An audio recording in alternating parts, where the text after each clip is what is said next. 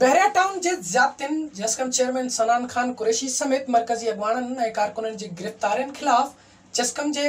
मरकजी सॾ ते जस्कम मीरो खान पारां आमिर खान जतोई खां 6 किलोमीटर पैदल मार्च करे प्रेस क्लब अॻियां एहजाजी मुज़ाहिरो कयो वियो। उन मौक़े ते अगवानन सोबदार जतोई, मोहम्मद हसन जतोई, अहमद अली तुनियो ऐं ॿियनि चयो त 6 जून ते सिंध एक्शन कमेटी जे सॾ ते सिंध दुश्मन मंसूबे बहरिया टाउन खिलाफ़ पुरअमन एहतजाज खे हिक मुनज़िम साज़िश ऐं रिथाबंदी तहत शरपसंदन मार्फत पुरतशद्दुद बणाईंदे एहतजाज खे नाकाम करण जी कोशिश कई वई। उन्हनि चयो त साज़िश तहत जस्कम चेयरमैन सनान खान कुरैशी समेत मरकजी अगवानन ऐं क़ौमी कारकुनन खे गिरफ़्तार करे मथन कूड़ा केस दाख़िल कया विया, जंहिंजी सख़्त लफ़्ज़नि में मज़म्मत कयूं था। एहतजाज कंदड़नि मुतालो कयो त सनान खान कुरैशी मरकजी क़यादत ऐं गिरफ़्तार कयल क़ौमी कारकुनन खे बिना देर आज़ाद कयो वञे, ॿी सूरत में एहतजाज जो दायरो वधायो वेंदो। विज़िट कयो अवामी आवाज़ मीडिया ग्रुप जी वेबसाइट awamiawaz.pk